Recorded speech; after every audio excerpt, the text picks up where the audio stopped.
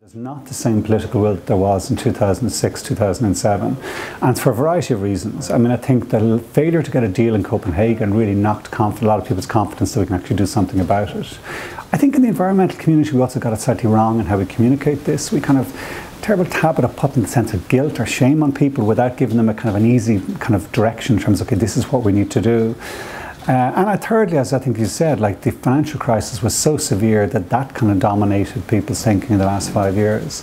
I think that's turning, and I think there's actually a renewed social movement starting around climate issues. I mean, we did a protest here in Stephen's Green in September, which coincided with the one in New York, and 1,000 people turned up. And it's happening out there. There's starting to be a growing number of people who realise that actually attacking this issue gives us some sense of direction, not just on an environmental basis, but in a social way as well.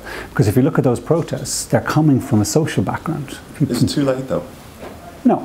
No? I mean, it's close, it's not easy, and this is challenging. When does it become too late? I mean, you know, and given that there was no agreement out of Copenhagen and things don't, you know, there is no kind of central agreement in place, I guess.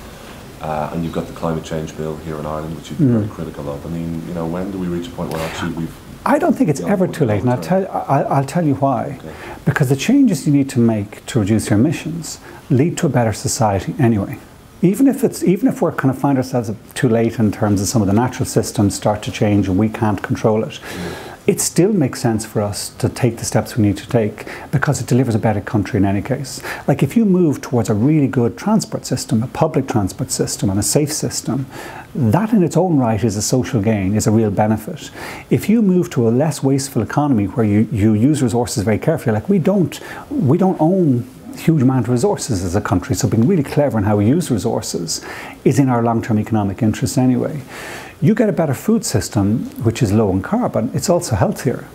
You get our own energy system, like owning our own energy is a fundamentally better approach than being reliant on Russia and the Middle East for our energy. So even though the science is saying we got to really act quickly now, and it may, you know, we're running towards close to the edge where it actually could lead to runaway climate change. If we just scare people with the sense of, oh, well, it's too late now, that'd be an equally big mistake in terms of the communication of climate change because people give up. We don't give up because A, we're going to try and make this evolutionary leap, but B, we don't give up because it's a better country going this direction anyway. And I think that's the message we need to get out there, is that this change makes sense in its own right as well as on a climate basis.